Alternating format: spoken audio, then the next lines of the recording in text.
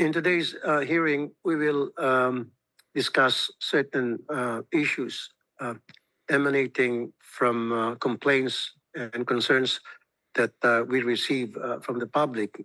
And straight to the point, mga issues na ito ay tungkol sa, halimbawa, number one, kumusta na itong free public Wi-Fi natin? How secure are these public Wi-Fi? Kasi marami kami natatanggap ng mga reklamo na na-hack yung pagpupunta sila sa site, isang free public Wi-Fi. It's not really that secure at na-hack yung kanilang accounts. So, ba't nangyari yan and what do we do to protect that hindi mangyari yan ulit? At isa pang issue ay kapag pupunta ka sa mall at mag-access ka ng free Wi-Fi nila, magugulat ka na lang, meron nang pumapasok sa account mo. Ba't nangyayari yun? So, wala bang proteksyon ang mga publiko? Kapag halimbawa, pumunta sila sa mall, let's say, pumunta sa SM or Ayala Mall, mag-access sila ng free Wi-Fi doon o sa restaurant for that matter. Magugulat na lang sila later on na na-hack na lahat ng mga information nila, pumapasok mismo itong mga hacker. So, meaning, it's not really that safe. Kung hindi safe sa mga private free Wi-Fi, paano pa kaya sa public? And I have a video to show. Comsec?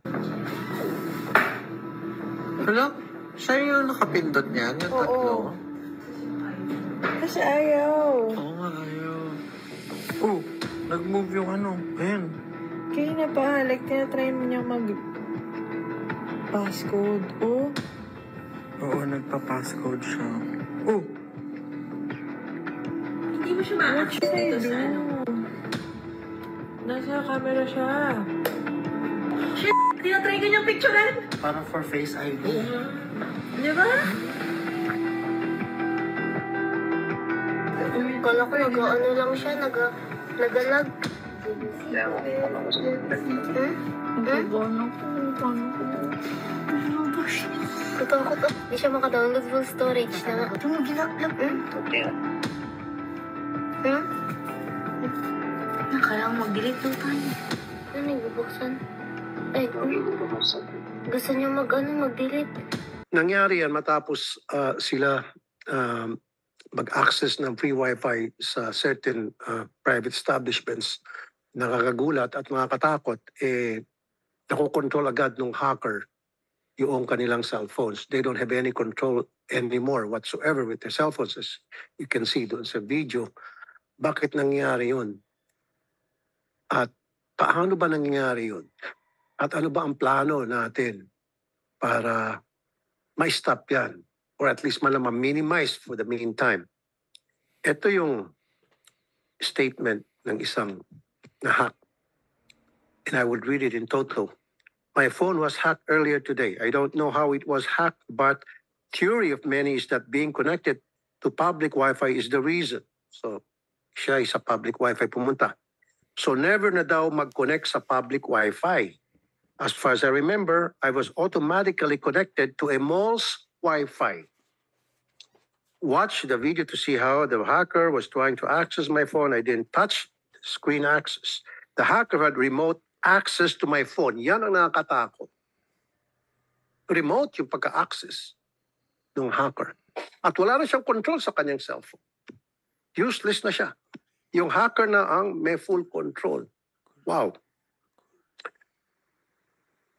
The hacker even tried to access my camera. Dobleng nakakatakot na yun. Finally, I was able to access the touchscreen after many attempts and was able to turn off my phones. In fact, meron ako narinig na kahit na i-turn off mo yung phone mo, kayang buksan ng hacker. Yung phone mo, kayang pakinggan yung mga conversation ninyo. Mamaya, DICT, mahaba-habang pag-uusapan natin ito yung mga taga-DICT. Meron bang taga-DICT nito? Meron? Siguraduhin mo lang meron kasi, okay. Otherwise, namumura ng DICT sa akin. The last time, in-stab yung hearing ko. So you're here? At ano ka? Planning? What do you do as planning officer? Can you answer some questions? Baka naman sasabihin mo, wala po akong alam dyan, bago lang ako. And I don't want to hear that kind of reason from you. Otherwise, I'm gonna let you out of this session, this room. So make sure na masasagot mo yung mga katanungan ko. Kasi every time, pag tinatanong ko kayo dyan sa DICT, palaging bago ka lang, ipapasa mo sa isang tao na wala rito, wala kang record, at babalikan mo kami. So walang ganong klaseng kasagutan. Ikaw yung tamang taong pinadala rito. Am I right? Thank you. Then when I turn on my phone again, na-change niya ang Face ID ko. Sana magan. Grabe na to. Kaya mo sagutin yun, ha? Ngayon pa lang, magtatatawag ka na sa mga alipores mo dun sa DICT. So I disabled that na lang and then change all my passwords. And good thing, my bank accounts were not compromised. Tatanong ko sa iyan. Alam mo ito nangyari ito? Monitor nyo? Sa'yo pa lang muna. Hirap ka na sumagot. Yung regarding yan, sir. Hindi, pero alam mo na may nangyaring ganito. No. I don't want to hear. That's bullshit. No, don't give me that reason possible. Dapat alam mo na ito. Kasi dapat na to eh. Dapat alam nyo na ito sa DICT. Yes or no? Kung hindi mo alam, then get out of this room and then COMSEC, tawagin mo yung nakakaalam. Kasi useless ka rito kung hindi mo sasagot matanong ko kasi palaging ganito na lang eh. Hindi ko alam, bago ako at tatawag ako ng tao. So ba't kayo magpapadala sa DICT ng mga tao hindi alam? Seryoso itong problema to. This is a very serious issue. At ipapadala dito, walang alam. So alam mo nangyari ito, hindi. Dahil kapag hindi mo alam, then out. Because I don't need you then. Aware ka na merong ganitong nangyari. Matagal na to, rampant na ito eh. So kung alam na ng marami at hindi nyo pa alam dyan sa DICT, then inutil kayo sa DICT. Alam nyo na ito. Do you know, huwag na muna yung makasama mo, ikaw mismo, na meron ng ganitong klase mga issue, ganitong pangyayari. Alam mo, then stay. Thank you.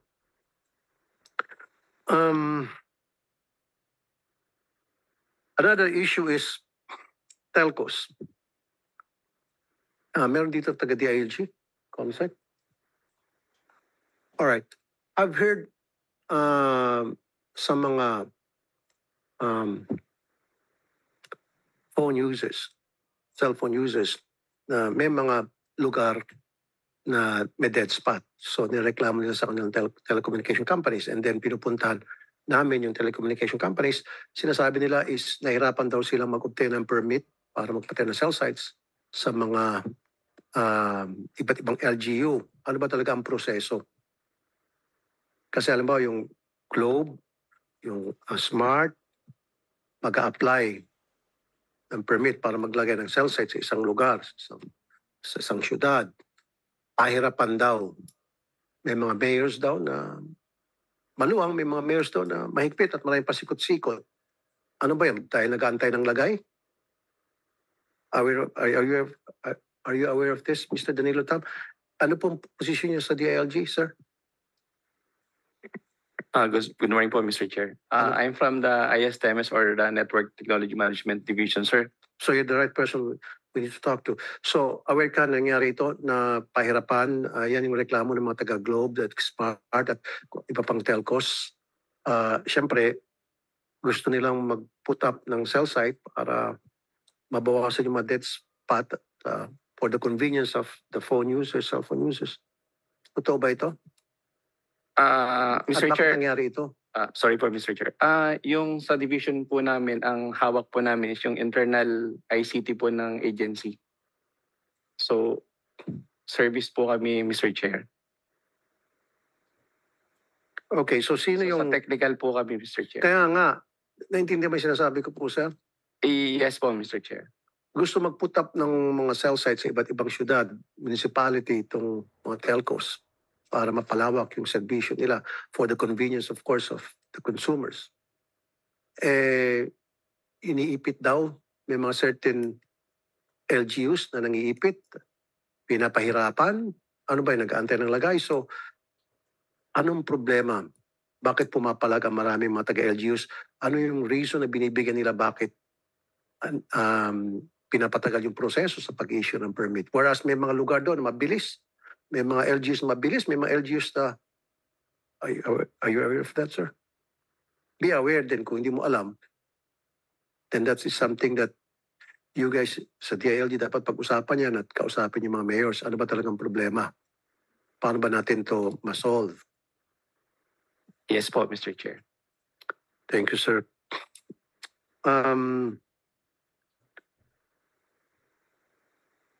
SOP ata, nangihingi. Nangihingi ba ng SOP, mga taga-LGU? Bago pumayag ng karong cell site. Identify those LGUs na naghihingi ng SOP. Dapat hindi. Internet for Public Education. According to DICT data of September 2022, only 1.8% of 47,421 public schools nationwide had access to free Wi-Fi, with the quality and speed of connections varying significantly. Ang daming project ngayon ng DepEd na online-based. Meron ba taga DepEd po dito? Okay. Sayang naman kung hindi ito mapakinabangan ng ilan nating mga kababayan na walang internet signal sa kanila. So with the open distance learning, in effect, how available is internet for learners in SUCs? Okay. DepEd, anong comment niyo po dyan, sir? Are you Mr. Morel Aralar? Yes po, Your Honor. Your Honor, currently po I don't have the data, but I will relay it po to our principal and we will submit po the position paper including the response po.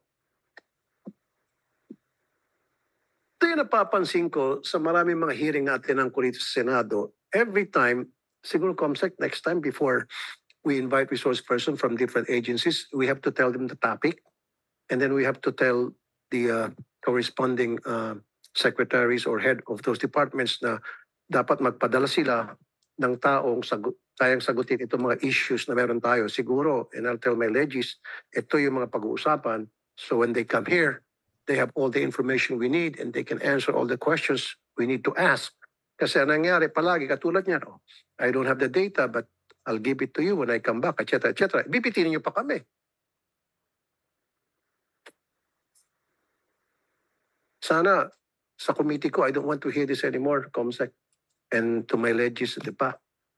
We tell these resource persons kung ano maging topic para when they come here, they have all the data. Hindi na sabihin na we'll give you the data soon. Huwag ganon. We're wasting time. Thank you. Isa pang issues ay yung free access to government websites, to telcos. Are you already providing free internet access to some government websites? May mga taga-telcos pa rito. Example, telcos is Globe muna, Globe. Sir, and you are Mr. Yes, Attorney Ariel Tubayan po. Good morning, Mr. Chairman. Yes po, actually may experience na po kami, mga telcos, sa pag-provide ng free internet access. Gaya po ng pandemic, yung we provided internet access to DepEd Commons. Yun po yung sa DepEd po, para ma-access nila ng And then with the proposed bill, sangayon naman po kami doon. Basta lang talagang makita kung anong targeted na beneficiaryo para sa mga ganon. Kung anong pinaka websites na pinupuntahan ng mga mamayan natin para kumuha ng tulong, kunwari, o kaya mag-apply ng mga lisensya. Yun po siguro, Mr. Chairman. Okay. Thank you, sir. Since I'm already talking to you, gusto mo magsalita? Si Attorney, would you like to say something? You're from what, sir? What Good agency? morning, sir. From Converge ICT Solutions, Attorney Salud, sir. Good Attorney morning. Salud, the floor is all yours, sir. Sir, we're just for the information of the committee, ang lahat po ng mga ino-offer na programs ng Converge, pure internet po ang Converge, no? Okay. Is unlimited data. Okay. No? So, Ang nangyayari po, sir, hindi ho talaga, kung titingnan ho natin, yung free access ng aming mga customers sa website ng mga government offices natin, included na ho yun doon sa unlimited data namin. What we will need really is, pag nag-expire yung aming subscription, we would want to hear from the legislature or DICT and NTC what kind of arrangement they want us to set up to allow expired subscribers to have access to our services. No? What we're saying here, Your Honor, is that we need a point of engagement. So long as they remain our subscribers, unlimited yung data namin. So no problem ho, hindi nababawasan yung data nila even if they access all government sites at any time during the day, Your Honor. Okay. Thank you, Attorney Salud. Mababalikan ko ulit itong Attorney Kenneth. Would you like to say something? Attorney Kenneth Reganon, you're from what company? Mr. Chair, I'm from Smart Communications. Kenneth Reganon, Mr. Chair. Go ahead po, Attorney Kenneth. Is there anything you want to say? On the part of Smart, in our experience po, we've also provided free access to government sites.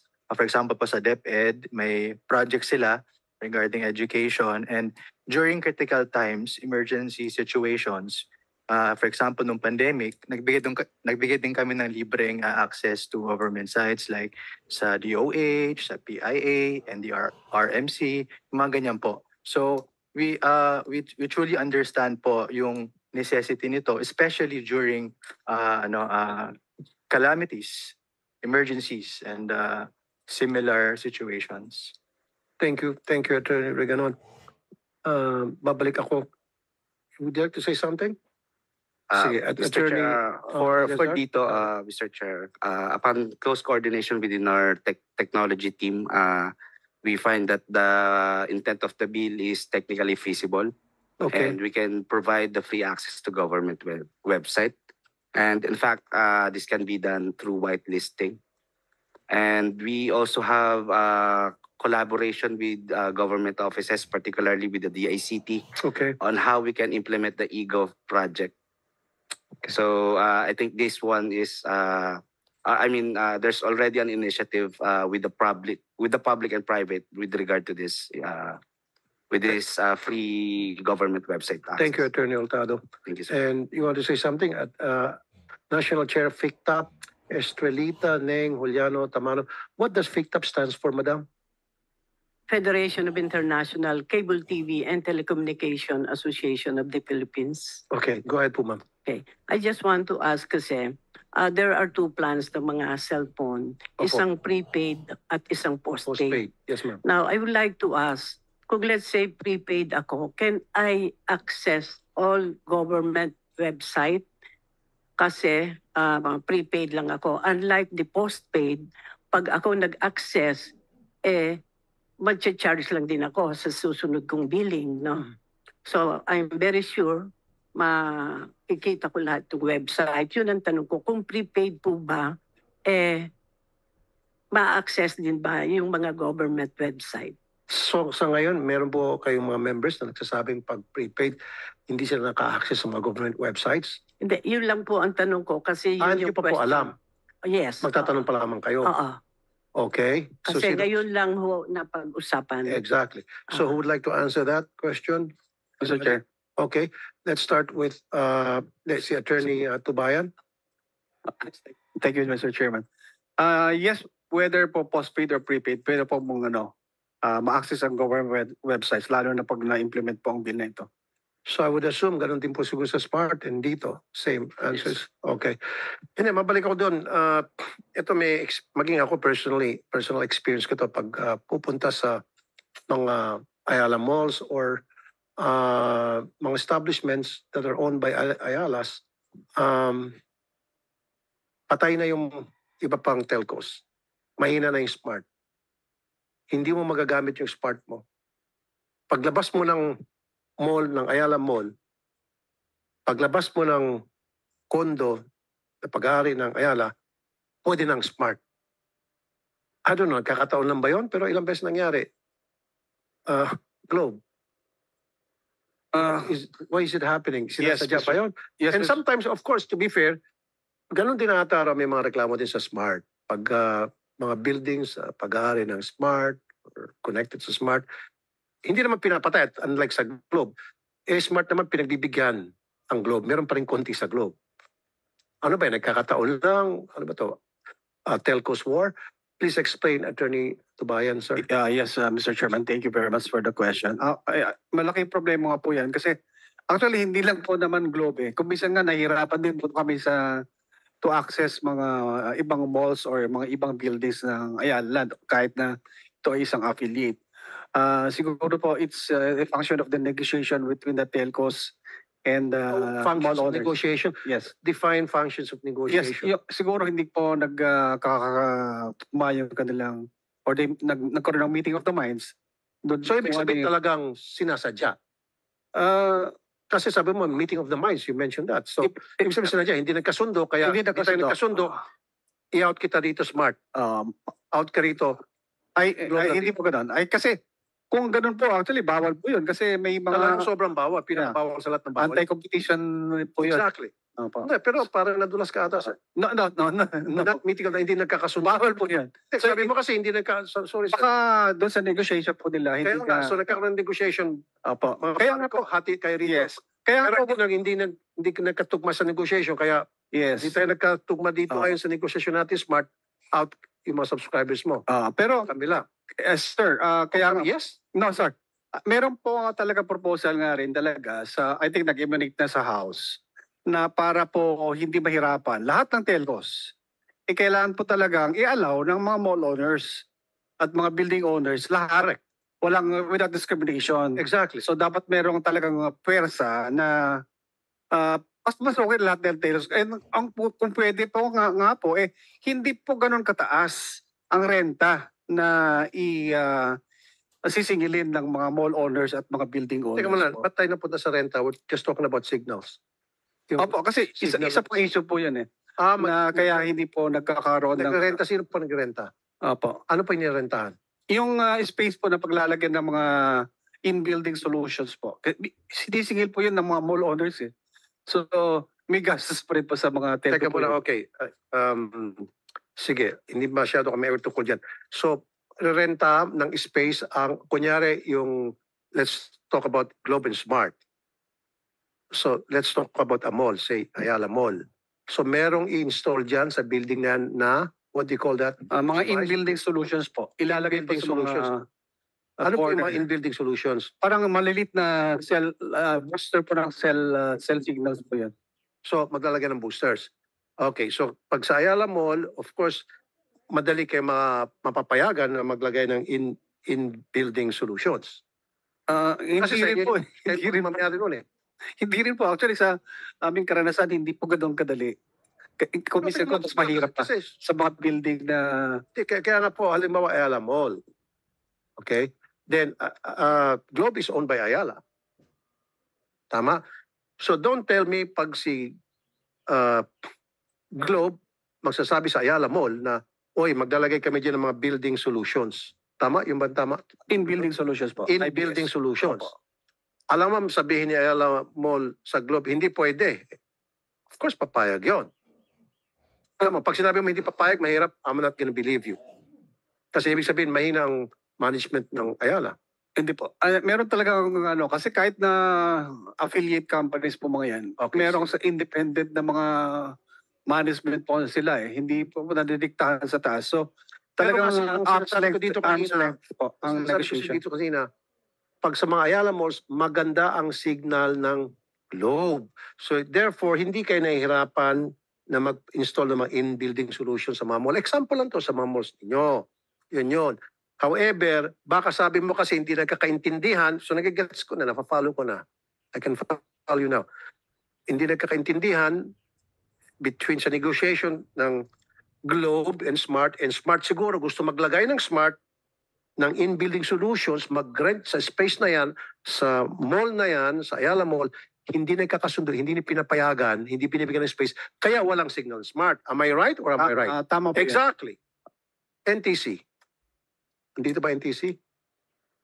Good morning to you, Ma'am Mary Colleen Cass, Chief Industry Planning and Research Division, NTC. So, how do you solve this problem?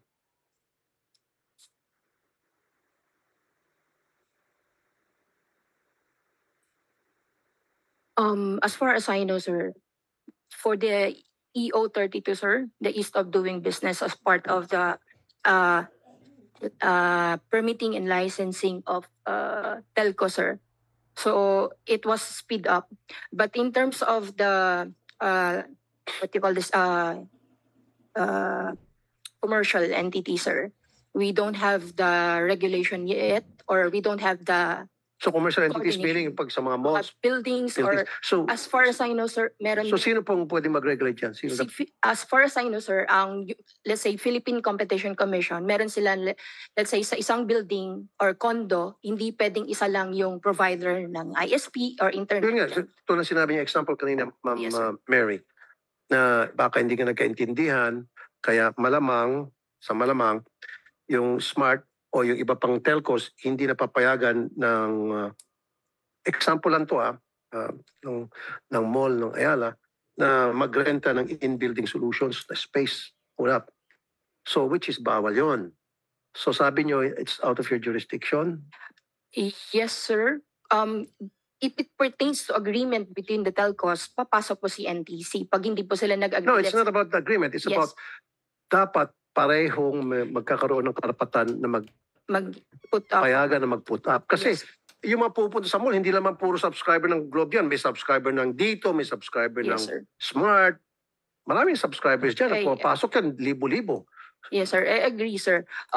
Yun nga po, sir. Previously, meron po si Philippine Competition. Pumapasok po si competition doon sa aspeto na dapat doon sa building na yon may ibang provider for that service, sir. So Yes. dapat merong ginagawang monitoring na mag-inspect. Alam ba, Ayala Mall, okay, titingnan ko sino yung mga nag-rent dyan sa inyo ng in-building solutions. Teka muna, bakit puro Globe lang? Bakit wala akong nakikitang Smart dito? Wala akong nakikitang dito? O ano pa bang ibang telcos company?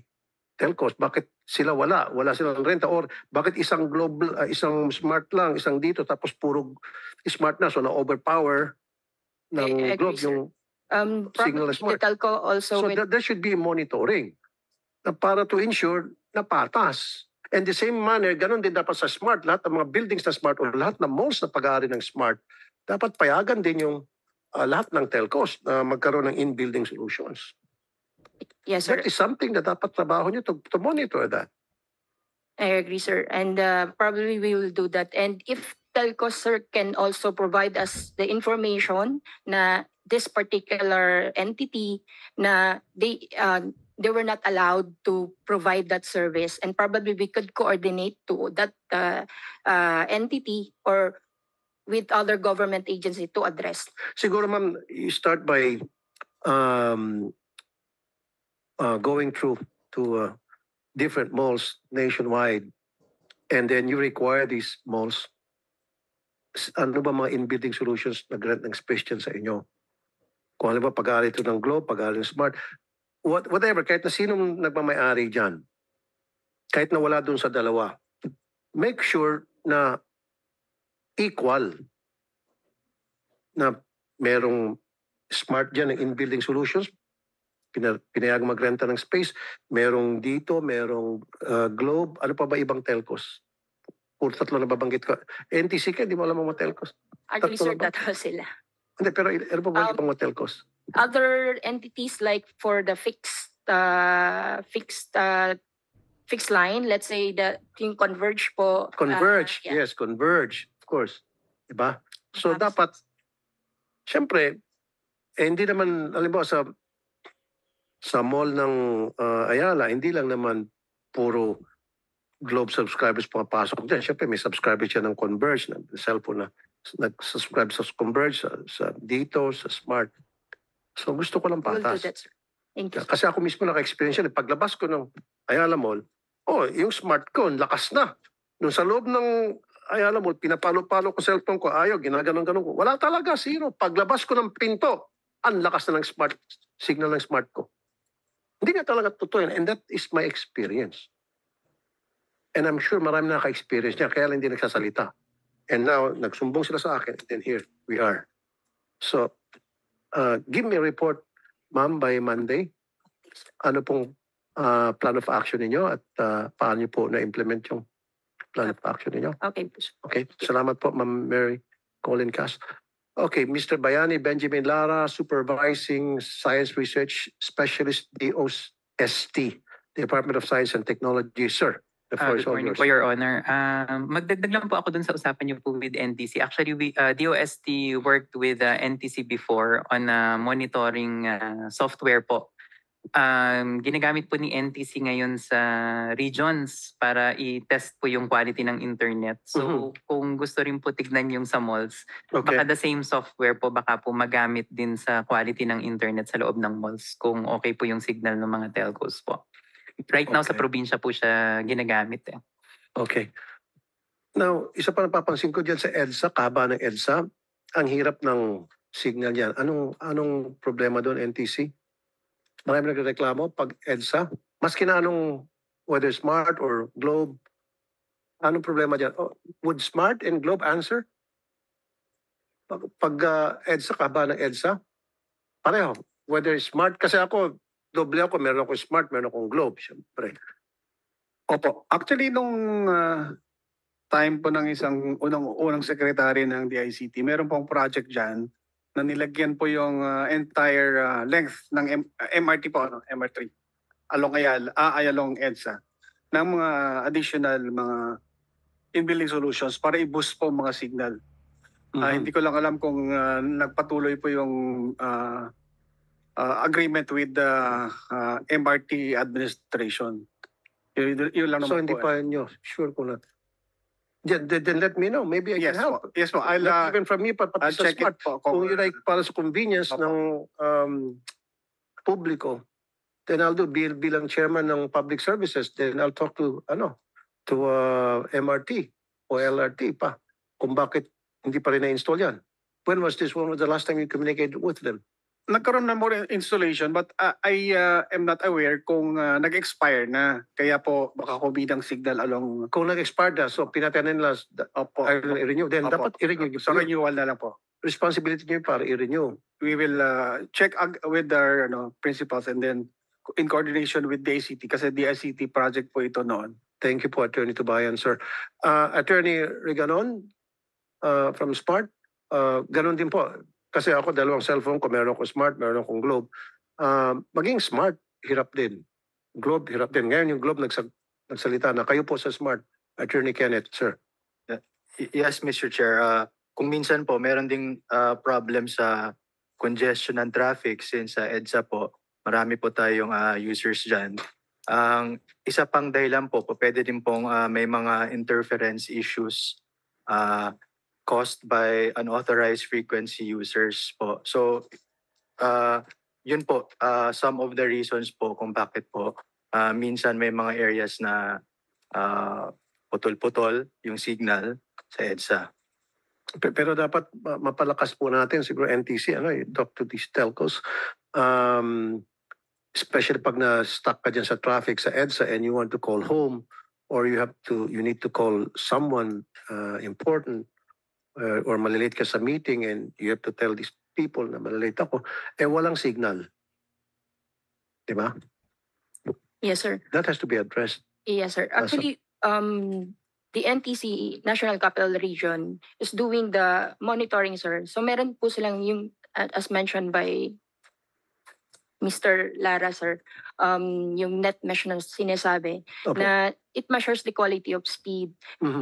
Based on sa mga na monitor din ng NCR namin, medyo okay naman yung signal. But then, with this matters or issues, sir, we will try to focus on EDSA and monitor the signal, sir. Thank you. Sir. Thank you, Madam Mary Colleen Cas. Ma'am Maricor, anong ibig sabihin ng ulap? Would you like to say something? Yeah. Kaya ka pa nakangiti si Ma'am. Magsalita. Good Maricor morning. Coton, Director ng KULA. Good morning, Mr. Chair. I'm Ms. Maricor Cauton from the Union of Local Authorities of the Philippines. Yes, ma'am. So we're the umbrella organization of all local government leagues and federations and associations po. So I'm here lang po to hear some of the bills that were actually been discussed right now, and I agree to some of your points, sir. Especially dun sa condo, sir, because I recently moved in Zitan in Mandaluyong, and we chose dito, but the signal is quite erratic. So Mhm. I can agree with I can share your sentiments, Mr. Chair.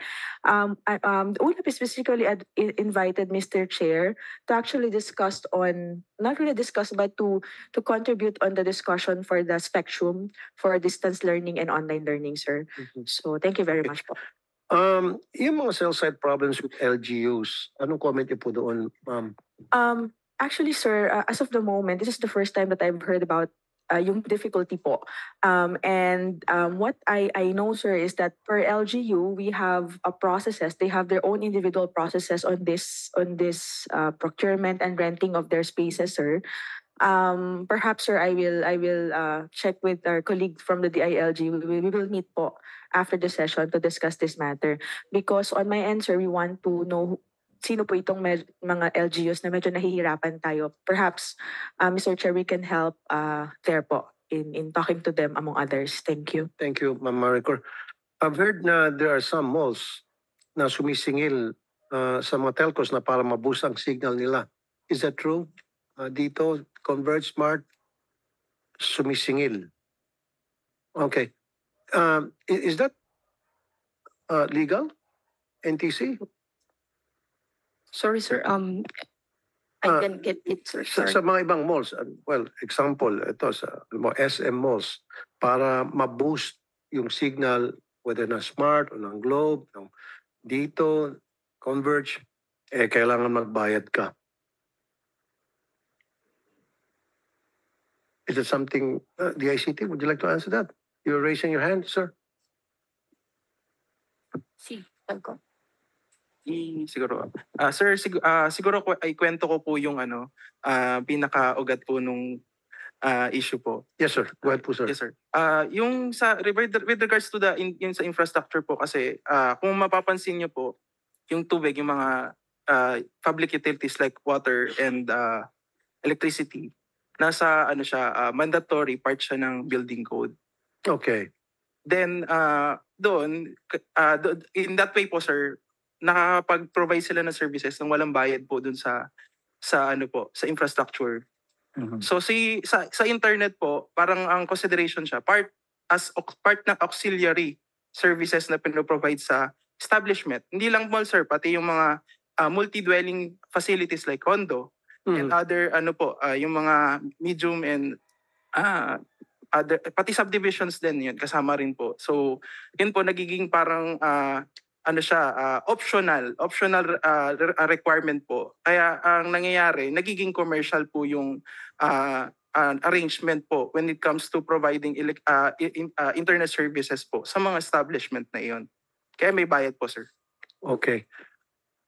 Interception of internet conversation. There's a new modus operandi na nakapasok ang mga hackers sa legit conversation ng mga tao at napapakinggan sila na galing doon sa kausap ang message and other information. For example, yung isang tao na nakikipag-communicate siya sa kanyang bangko. Okay. Through conversation, chat.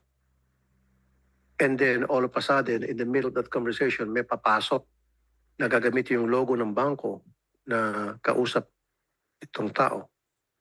Sisingit. So, kung ikaw hindi sisingit tapos magsasabi ng link na meron kang dapat matatanggap na refund at ito yung link. So, kung hindi ka aware, hindi ka mapagmatsyag, pipindutin mo yung link. Once na pinindot mo, yari ka na. Makakuha ka na ng makakuha na natin mga important information. Sensitive, meron ka. The ICT, why is this happening? How can we prevent this from happening again? Again and again. Sir, with that po, basically yung number one na kailangan i-ramp up is yung awareness po nung ng mga pangyari na po na yan, no? Regarding in particular po yung sinasabi niyo na scam or hijacking po through links po. Pero ang tanong ko, paano sila nakapasok? Paano nakapasok ng mga hackers? At saka legit yung logo and all talagang kung medyo mahina ka sa mga information sa mga nangyari, talagang maingganyo kang pindutin yung link dahil yung logo, lahat, structure, parehong-pareho. I think, kumbaga sasali, sisingit sa chat mo, sa bangko. So, paano nangyari yun? How do they do it? Ayun po sir, with that po, I think na mention din to before ng department namin na pinag-aaralan po yung yung modus na kasi bago po yung na yan sir. Although yung mga bangko hindi nagkukulang, yung mga establishments na kasama sa in-hack, nasisingit sa conversation itong kanilang member or consumer. Palagi silang sasabi na huwag magpindot, huwag maniwala, may modes, etc. Pero curious lang kami, paano nangyari yun? How did they do it? And are we doing something to stop it? Puro na lang ba sabi tayo sa publiko na be aware, and yet we're not doing anything to stop them para instead na sabihin natin be aware, ang gagawin natin, pa-stop natin totally yung modus operandi na yun.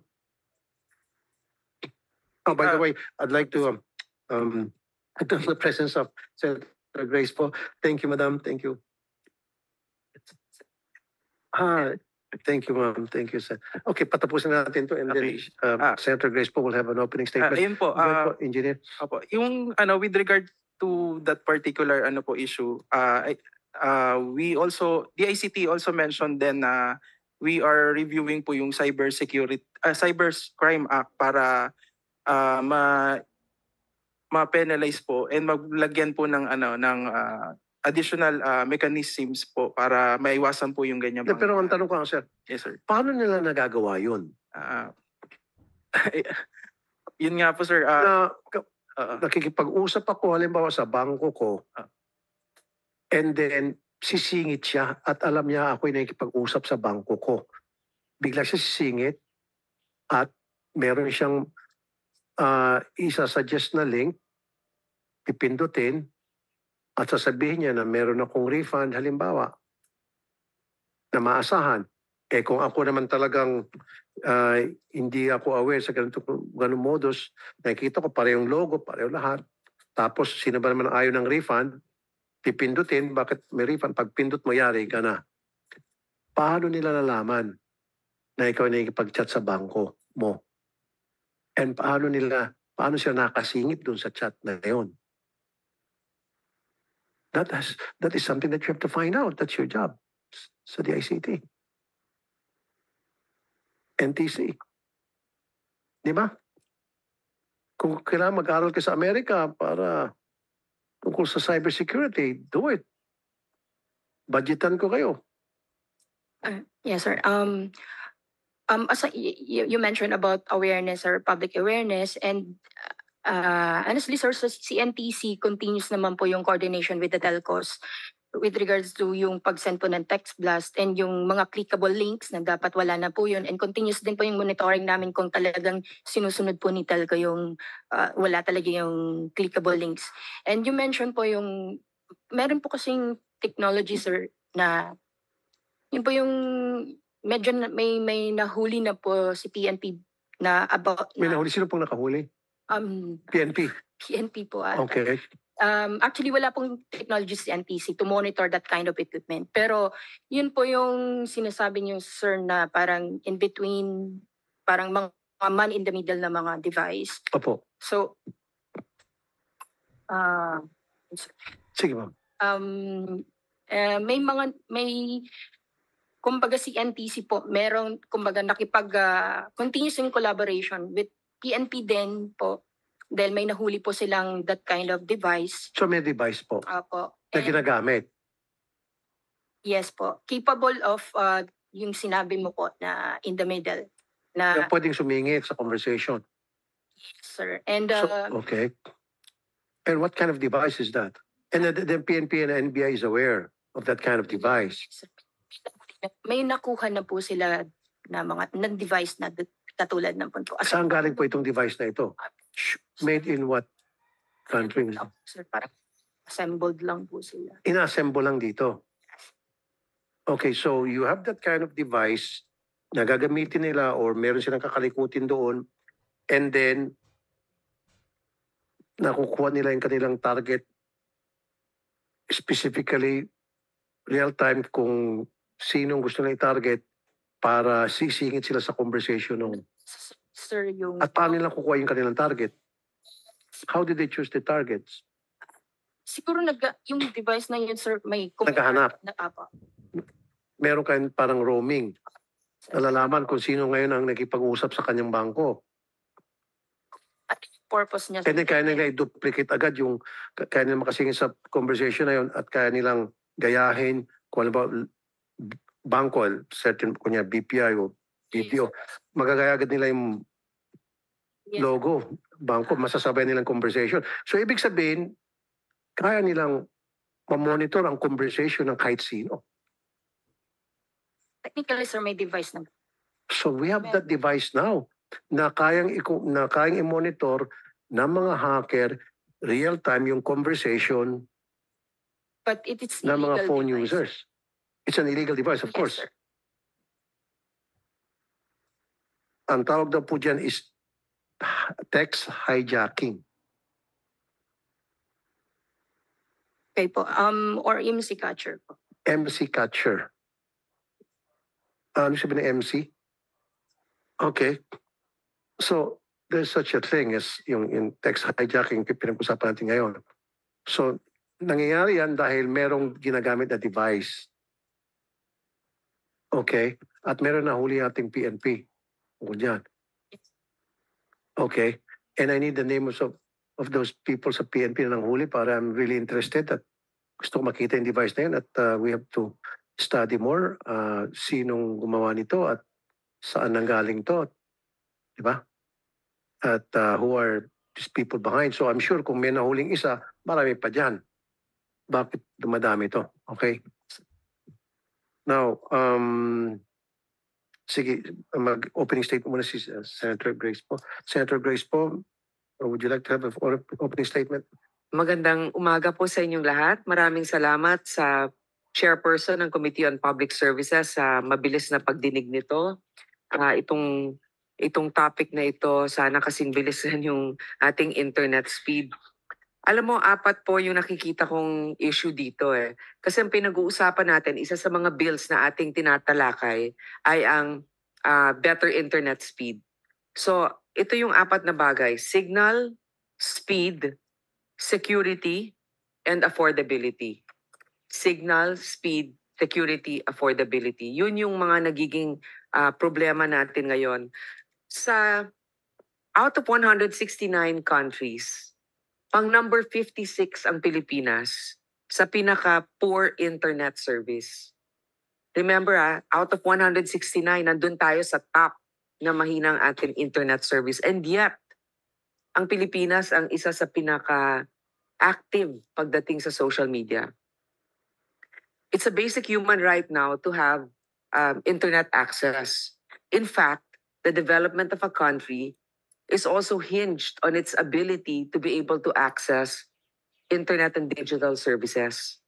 Kaya kung gusto natin pataasin ang ating GDP, actually dun sa mga probinsya, yung ating mga mangingisda, yung ating mga magsasaka, kaya nilang magbenta ng kanilang mga tanim o kanilang mga nahuhuling mga isda gamit ang internet. In fact, alam natin na marami sa ating mga kababayan ang nagla-live selling. Diba? Talagang malaki ang kinikita dyan. Ngayon, ito yung nakakalungkot na datos na talakay ng ating chairperson kanina, yung ating mga cell towers. Bakit ang hirap-hirap magpatayo? Nung nagkaroon tayo ng pandemic, nagkaroon tayo ng batas na pinaikli natin ang proseso para wag nang dumaan sa ilang steps. Parang ridiculous, sir. Parang more than, ewan ko ba, parang 30 plus steps noon or even more than that. So pinaikli ng konti dahil nag-pandemic, kailangan natin ng signal. Ngayon, mukhang bumabalik na naman sa dati. Itong datos natin, the Philippines has 23,000 cell towers. Vietnam has 30,000. I'm sorry, Vietnam has 90,000 cell towers and Bangladesh has 30,000. Imagine natalo pa tayo ng Bangladesh. And yet, pagdating sa social media usage, ang Pilipinas ang number 1 or at least in the top 5. So ladies and gentlemen, if we just improve our signal, we can actually harness this to empower our countrymen. Now, we've also been discussing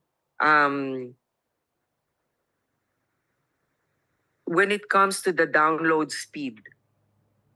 Tumaas na yung download speed. Actually, congratulations. Hindi man namamalaya ng iba pero tumaas to 94.42 Mbps compared to 91.7 in 2023. And yet, compared to other countries, halimbawa, Vietnam, kasi yun yung medyo malapit sa atin so yun ang gagamitin kong peg. 135 Mbps sila, nasa 77 lang tayo. So kalahati. And when it comes to ano ang investment ng ating mga telco pagdating sa internet service? Supposedly, we need 1.1 billion to reach the required target coverage level, $1.1 billion. And I think this is in the low range because Indonesia spent 23.2 billion and Vietnam, Singapore 2.44 billion, Vietnam mababa na 820 million sapagkat dollars lahat ito dahil mataas na ang kanilang pagpapatayo ng mga iba't ibang mga infrastructure for internet and cell service. Now, Mr. Chair, hindi kailangan ang laki ng kinikita ng ating mga telcos. Okay? Hindi ko nahihingin ngayon kung magkano kinikita ninyo sa isang taon. Pero ang return on investment sa ating mga kababayan ay hindi ganon, hindi bumabalik sa kanila Ito nga yung sinasabi natin. Kanina nung papunta ako dito, nakikinig ako sa hearing ninyo. Salamat, and I should also give credit na malinaw yung signal ko. Pero pag cellphone ang ginagamit ko sa EDSA, talagang napuputol sa iba't ibang lugar. Hindi ninyo pwedeng sabihin na kasi yung MRT or yung gobyerno ay hindi ni-renew or hindi kami sure kung ni-renew ang subscription. Ang lugar na yan, may mga subscribers kayo na dumadaan dyan. So dapat meron kayong mga cell towers na kayang i-cover ang area na yan. Yan ang main thoroughfare ng ating bansa. Ngayon, earlier also today, our chairperson asked, ano na yung rate of connectivity ng ating mga educational institutions? Yung ating SUCs, yung ating mga DepEd schools. Ang dinig ko napakababa, hindi ba? May nagsabi ba 1%? Sino ba dito yung sa mga SUCs at DepEd na nagsalita kanina? Meron. DepEd.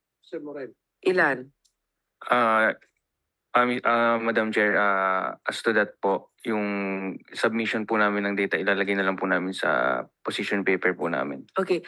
Sir, you understand that this is a hearing on public services, internet yung topic, di ba? So, I would have assumed that you would have that information. On the other hand, we would like to have that because we are transitioning to digital and computerization. Pero gusto man natin ibigay lahat ng kailangan ng ating mga kababayan. Ang inuuna natin yung infrastruktura para magamit to. Halimbawa, mag-online tayo katulad ng sinabi ni Chairman. Kailangan natin na yung mga estudyante natin may online connectivity. Yung mga schools na kailangan ng computers, kung wala namang kuryente, wala namang signal. Diba? So we need that data so that when it comes to rolling out support for our DepEd schools, alam natin kung saan ang kulang. At alam ko, maraming mga nagsasabing mga teachers na Yun nga yung kulang sa kanila. Wala silang connectivity. They're using their own data to be able to access. Isn't that the basic necessity before we can modernize and improve our educational facilities? We need to have the connectivity. So I would like that data as soon as possible. Okay.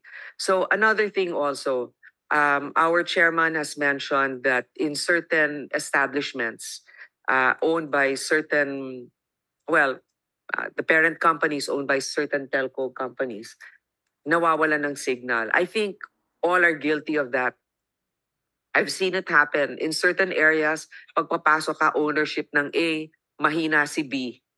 And ownership ng B, mahina si A. That should be really looked into by the Philippine Competition Commission. Hindi pwede yan. Okay, so now, Mr. Chair, I know this is your hearing. I just feel very passionate about this because I believe that the country economy will grow even more if we have better service. So I'd like to ask the DICT, and this is my only question for today. DICT, what is the state of our digital connectivity in the country?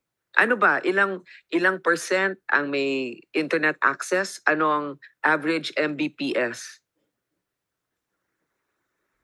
Mukhang hindi niya ata alam.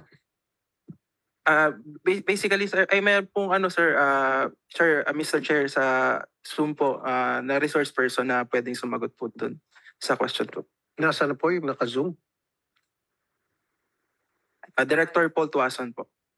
Okay. Director Tuazon, are you there? Where's Director Tuazon? For our virtual resource persons, we have the following. We have Engineer Julius Escobar of the ICT, Director Rodel Aniban on cybersecurity, and Jerry Infeliz also on cybersecurity. Tuazon, the name that he did mention. Paul Tuazon also, sir. Project Director on Free Public Internet Access. Ayon. Mr. Paul Tuazon, are you there? Good morning, Mr. Chair. Yes po. Yes, go ahead answer the question of Senator Grace Po. Mr. Tuazon, please. For the question of the Honorable Senator Grace Po, in terms of internet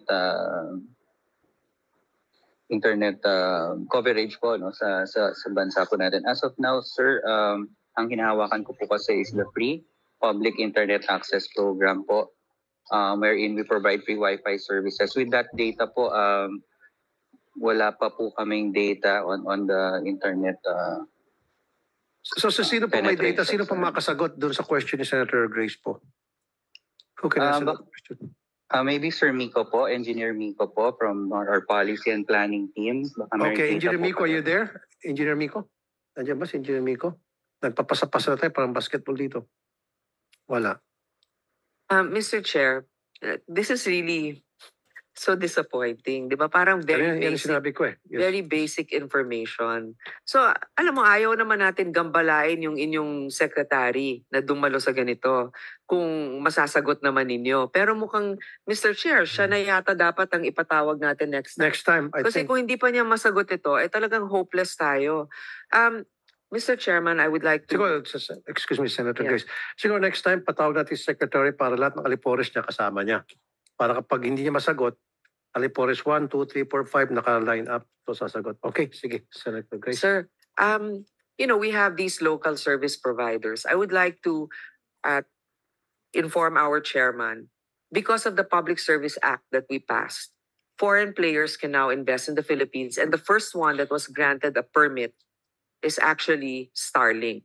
Now, when we had that assessment of the service provided by Starlink, the judiciary, sir, nandito yung mga justices, sinabi nila, they are able to conduct hearings in Tawi-Tawi and other remote places in Mindanao because of Starlink. Now, may problema tayo sa Starlink, sir. Okay. Itong problema, and it's in your hands to help us and NTC.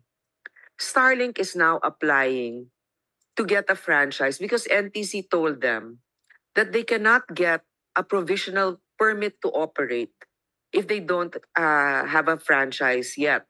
Okay? Ngayon, ito yung aking problema, sir. kung hindi natin bibigyan ng provisional permit to operate ang Starlink, maraming mga businesses at mga lugar na hindi naaabot ng mga regular internet, ng regular telcos natin ang mawawalan ng signal. Habang dinidinig dito sa Kongreso, hindi natin wawalan ng kapangyarihan ng Kongreso na dinigin at malaman kung mabibigyan ng prangkisa o hindi. But in the meantime, that they're able to provide service, I think it is a matter of national security. It is a matter of national stability that we have options for internet service. So I will actually deliver a resolution that the senators will hopefully support na bigyan ng provisional license to our resource persons. Nakita ninyo yung sunog na nangyari sa LA. Lahat ng power lines nila dun sa mga lugar na yon tumba. And Starlink was the one that provided the portable satellites for them to use on the ground. Okay, now, ang sasagot ng NTC, kasi kailangan ng license kasi dati dun lang sila sa satellite, ngayon on the ground kailangan nila. Natural, kailangan nila ng sasalunon for better service and for better coverage. So I would like to be more progressive in our thinking. We cannot over-regulate ourselves or we will stunt our development. So I hope that NTC will heed the call of Congress na we are not taking out the franchise granting by Congress right to do so. What we need is in the meantime that we are deliberating a franchise that is responsive, you need to be able to be more flexible. So if you can tell your chairman to please draft hopefully an approval for this, bigyan natin sila kahit na 6 months provisional license to operate, or even a year, so that Congress will be able to deliberate properly. And that's all for now, Mr. Chair. Thank you for your Senator time. Grace. As soon as you file that resolution, it's referred to this committee. I-hear ko agad yan, I promise you. Thank you. Thank you for that opening. Thank you, Senator Grace po. Wala ka nang tatanong? Wala po. Okay. Sige, Senator Grace. Thank you for coming. Thank you for giving me a quorum. Okay. Balikan natin yung sa hacking, ano. Kasi ito marami ako natatanggap na reklamo tukol dito. Ano pa ang pwedeng gawin ng publiko para maiwasan silang ma-hack, especially dito sa mga public nag-offer ng Wi-Fi, yung free Wi-Fi sa public, na na-hack sila matapos silang mag-avail ng free Wi-Fi access. Free Wi-Fi sa public. So, paano nangyari ito, sir? At paano maiwasan na para hindi sila maging biktima ng hacking? Sir, with regards to that po, kung are you clarification po, Mr. Chair, are you referring to the free Wi-Fi that is being offered by the ICT or sa ano po, telco po? Yung pagpupunta ka sa mall o pupunta ka sa mga restaurant, okay, mag-avail ka ng free Wi-Fi access. Pagkatapos mong mag-avail niyan, pag-uwi mo ng bahay mo or a day after, magugulat ka na lang, na-hack na yung account mo. Na-hack na yung cellphone mo. Marami na mga information about you na nakuha na nung hacker, na obtain na. Just because ikaw ay pumunta doon sa isang establishment na nag-offer ng free Wi-Fi, whether that's sa public, free Wi-Fi sa public, or that's free Wi-Fi sa mall o sa isang business establishments. Paano na nangyari yun? Talamak na po ito eh. Sir, siguro... At paano gagawin natin na para hindi tayo maging biktima niyan? And of course, sino ba naman ang ayaw ng free Wi-Fi access? Maging ako, ginagamit ko yun. Pero ngayon, ginagamit ngayon, hindi na. Hindi na. Nag-LTE na lang ako. Sige, sir. Kahit na mabaga. Okay. 5G. Okay. 5G ba yun? Di ba? So, sir, ikaw siguro na nakatanggap ka ng ganong klase mga reklamo, ano? Okay, thank you. At least aware ka na sa pinag-usapan natin kasi kanina ligaw ka. So alam mo at least. Okay. So bakit nangyayari po yun? Paano yung proseso ginagawa ng mga hacker? Are they using again device? Sabi mo kanina may sa isang topic natin may ginagamit na device. Ganun pa rin ba ito? O paano nila ginagawa yun? At anong gagawin natin tayo Sir, bilang consumer para maiwasan? with regard to that po, that question, number one, sa side po ng DICT, we actually employ yung protective DNS and authoritative DNS. What is DNS? What is it stand for? Database yun, sir, na nagko-contain ng mga sites po. Bali do sa sa mechanism na po yun, we actually block po yung mga malicious website po na ina-access po through that mechanism po. Then dun sa sir sa block yung website na ina-access. Now, halimbawa yung isang tao na gumamit ng free Wi-Fi access sa isang establishment, wala siyang pinuntahang malicious website. Halimbawa, lang siya, ginamit lang niya yung internet tungkol sa kanyang trabaho, pertaining to his work. Diba? O lang siya, yung scroll, tingin lang kung ano meron dyan sa social media, wala siyang pinuntang website. Pag alis niya, nahack na yung mga information niya. Yun yung ibig sabihin. Ano ba yung ginagawa ng mga hacker na para sila ay naka-infiltrate doon sa free Wi-Fi space na para gawin din ng counter ng mga taga-gobyerno sa NTC, DICT para ma-block sila? Is that a possibility? Can we do that? Para yung mga hacker hindi na makapasok doon sa free Wi-Fi space. Usually kasi sir, yung mga free Wi-Fi din po, passwordless po yan. Most likely, you click and click lang po eh. So that means it's not safe. So yes po, usually yun po yung pinaka number one vulnerability kasi walang password, sir. Because there's no password, so it's really vulnerable. Yung number one na po nun. Kung may password yun, so limited lang po yung makaka-access po nun.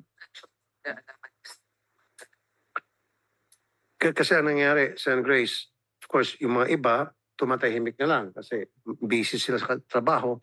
Hindi sila nagreklamo. Yung iba nagreklamo sa atin, kaya nakakarating sa atin at pinaparating natin sa kanila. So this is, naging malaking problema na ito. Ano yung sa hijacking, yung sa hacking ng conversation.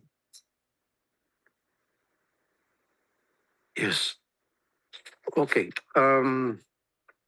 In the proposed bill, the refund mechanism will kick in when there is an accumulated disruptions of 24 hours. Is it possible to provide refund for every accumulated 1 hour of disruption? Sino sasagot nito? Telcos or NTC? Kasi kuminsan, example ko ng sarili ko, pahay ko, magkakaroon ng internet disruption, kunyari, 30 minutes sa isang araw, one day in a week. And then the following week, magkaroon ng disruption ng 1 hour. And then pag may masamang panahon, medyo bagyo-bagyo, disruption ng 4 to 5 hours. Total in 1 month, limbawa pag sa isang buwan, aabot ng mga 12 hours ang disruption. Wala ba dapat matanggap na refund? Ano yung refund mechanism natin tungkol dyan? Mr. Chair? At nangyayaring palagi kasi ang nakalagay sa bill is 24 hours. Paano kung 24 hours in a month? Paano kung yung sa akin 10 hours lang every month o 12 hours? Pwedeng sumagot dito yung Globe. Yes, Mr. Chair, thank you very much. Meron po kaming refund mechanism na existing po, lalo na pag and then right now kasi wala pong batas, it's really contractual po o nasa subscription agreement. So ang sa amin po is I think 6 hours na may downtime, isi-seed po kaagad sa inyo yung 15 gig equivalent. Okay, so 6 hours downtime in a week, in a month, or in a day? In a day po. So kung meron kang 6 hours downtime in 1 day, mag-kick in agad yung 15 gig na isi-seed po sa alternate na account po nyo para tuloy-tuloy po ang internet nyo. 15 gigs. Malaki na po yun. Actually, good for kung malakas ang konsumo, 15 days po yun. Eh, paano ba nawala nga yung 6 hours? Yun yung magkukompensate Yes, ang opo, 15 opo. gig. So it's more than the 6 hours actually. Okay. Of Smart, do you have that kind of program? Sir Chair, on the part of Smart, we also have a refund mechanism in place.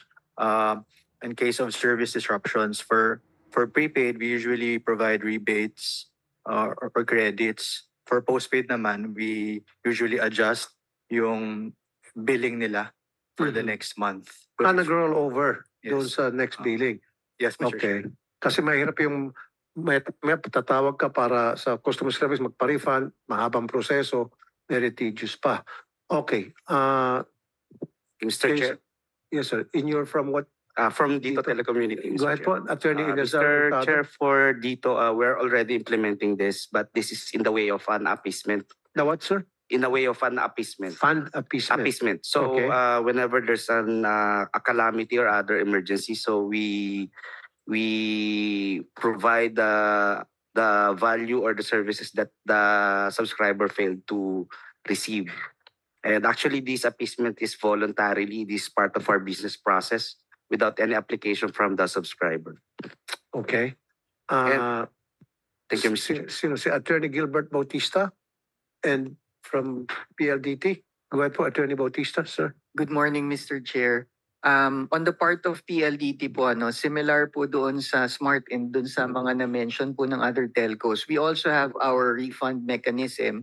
And yung sa refund mechanism naman po namin is through credit adjustment or rebate. Kasi po yun nga po, yung data po kasi ng services namin is actually unlimited. So wala naman pong cap yung internet usage nila doon. So to compensate man po yung mga interruptions, in a form po yun ng adjustment or rebate. Thank Okay, you, Mr. thank Chair. Ma'am Estrelita? We are the ones providing mostly internet connectivity in the countryside on unserved and underserved areas. And I just want to ask, kasi yung refund, yung refund nila is for their subscriber on their plan postpaid and prepaid.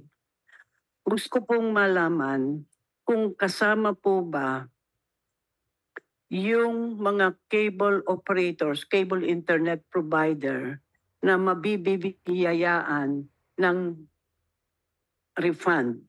Kasi bumibili kami wholesale ng bandwidth sa mga telcos na kami ang nagdi-distribute. Kami ang nagdi-distribute bahay-bahay, no? Commercial and mga households. Yun po ang tanong namin, kung kami din ba ay mabibigyan ng refund. Then, at saka, pag linalabas ninyo yung batas na yon, yung aming mga subscriber, especially in the countryside, ay hihingi din sa amin ng refund. Paano po kaya yung mangyayari na yan? Thank you very much, ma'am. Point well taken. Kaya po sa mangyaring TWG, definitely you'll be invited para kasama po kayo, yung bibigyan yung input, yun ang isasama natin, ilalagay natin sa bill. Okay? Thank you po, madam.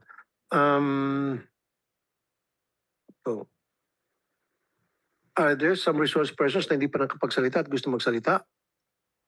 Okay. And Mr. Senator? Attorney Salud? Yes, sir. Sir, for Converge, we do have also a refund mechanism in place Okay. now, no? And we would like to register our full support dito sa bill na to because it's very clear now, no? In aggregate 24 hours a month, telcos have to refund, no? On the part of telcos, however, Mr. Chairman, Senator Rafi, we would also like to submit our own suggestions on the mechanics, no? Particularly on the grounds for exemption naman, Mr. Senator, dahil halimbawa ho, if fortuitous events, no? Force majeure, typhoons, calamities, I think we should also be given some leeway and some allowance kasi for causes not attributable to the telcos providing the internet service. No? So long as it's a system failure on the part of the telco, equipment failure, Mr. Senator, I think no doubt kailangan liable ho talaga ang internet service provider there. But we have submitted our suggestions on the exemptions that the committee might want to consider, Mr. Senator. Thank you, sir. Mr. Leo Esperimbergo, kanina ka pa dyan at di ka pa nakapagsalita. I'll give you the chance to make any suggestion or tell your opinion about this hearing. Thank you, Mr. Chair. On the part of the small and medium enterprise, mga maliliit na internet providers, kaisa po kami ni Ma'am Neng doon sa mga demand sana na maisama doon sa batas. Yung kasi kami yung nag-retail doon sa mga malalayong lugar. Okay. Yung mga kumbaga hindi inaabot ng mga malalaking telcos. Usually kami po yung nag-provide doon sa mga yon. Ayun nga po, yung kasama sana kami doon kasi bulk yung binibili namin. Kumbaga malakihang internet source yung kinukuha namin. Tapos pagka mga panahon na nawawalan kami ng serbisyo, dapat masama po sana kami doon sa refund para katulad din ng ginagawa namin doon sa mga siniservice na namin ng mga residentials dahil kami po talaga immediately nag-refund kami doon sa aming mga kasi usually yan dahil kami tayo community-based di halos mga kapitbahay din lang namin yung mga aming mga subscribers. So, most probably, ang gagawin kaagad namin, i-refund namin kaagad sa kanila. Okay. Thank you po sa inyong input na yan, sir. And like I told Ma'am Estrelita Tamano, kasama po kayo sa mangyayaring TWG para kunan po kayo ng inyong opinion. All stakeholders will be invited bago natin maging ganap na batas to. So, babalang kasi natin, mabuti pag-aralan before isend natin sa third reading hanggang sa mapipirmahan Presidente. But very important yung mga suggestions ninyo. Okay. Would you still like to say anything, Ma'am Estrelita?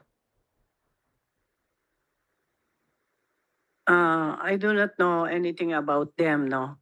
Kami kasi, cable internet provider kami, naayon sa batas ng NTC, kami lang yung telco, energy, saka cable operator ang may karapatang gumamit ng mga poste at saka magladlad ng kable, ng fiber optics para magbigay ng serbisyo ng cable TV at cable internet. So yun nga ang hindi ko maliwanagan na nag-i-issue ng value-added service ang NTC na hindi bus lang pero they are not allowed to do infrastructure. So, ibig ko sabihin, para sa amin, hindi sila allowed na gumawa ng infrastructure, lalo na hindi sila pwedeng mag-wireless.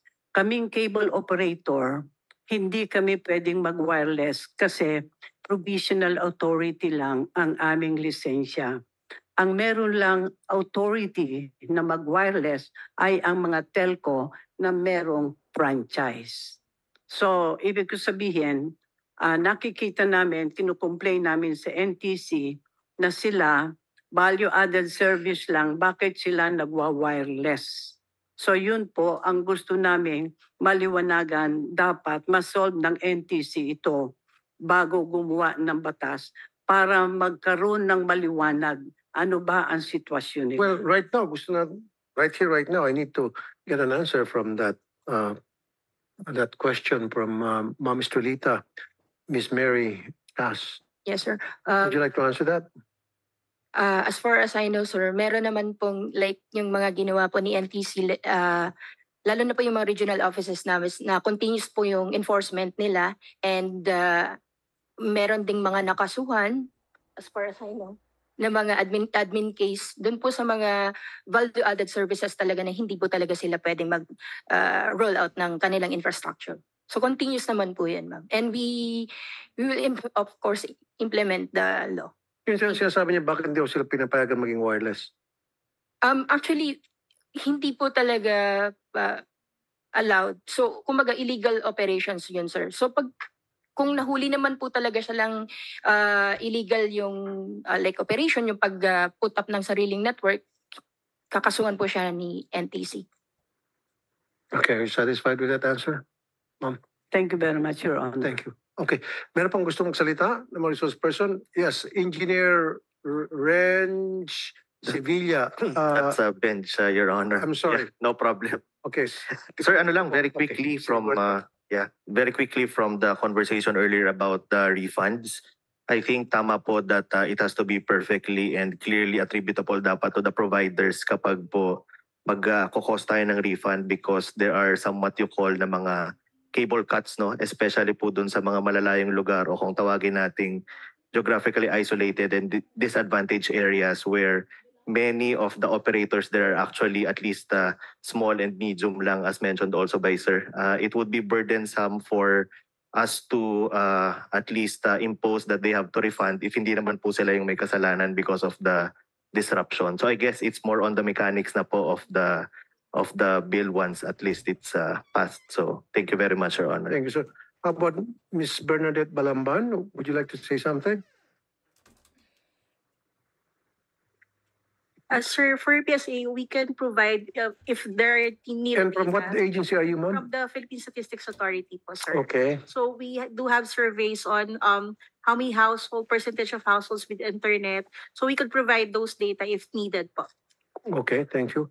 How about Director Christian Joseph Regunay from the DSWD? Yes, Mr. Chair. DSWD fully supports the bill, particularly provisions on lifeline rates for the marginalized sector. And DSWD commits to actively participate in the TWG and the IR if ever the bill is passed. Thank you, Mr. Chair. Thank you, Director Regunay. Sir, Attorney Peter Lloyd Carpio from CHED. Sir, would you like to say something? Afternoon, Mr. Chair. As insofar as the CHED is concerned, we fully support po SCBN 2064, particularly sections 13 and 14 thereof, Mr. Chair. Thank you po. Thank you, Attorney Carpio, sir. And lastly, Mr. Bayani Benjamin Lara, nakapagsalita ka na ba? Okay ka na? Okay, wala na gusto magsalita. Then notices and invitations for the next succeeding meetings will be sent accordingly. There being no other matters for consideration, this hearing is hereby suspended. Thank you, ladies and gentlemen.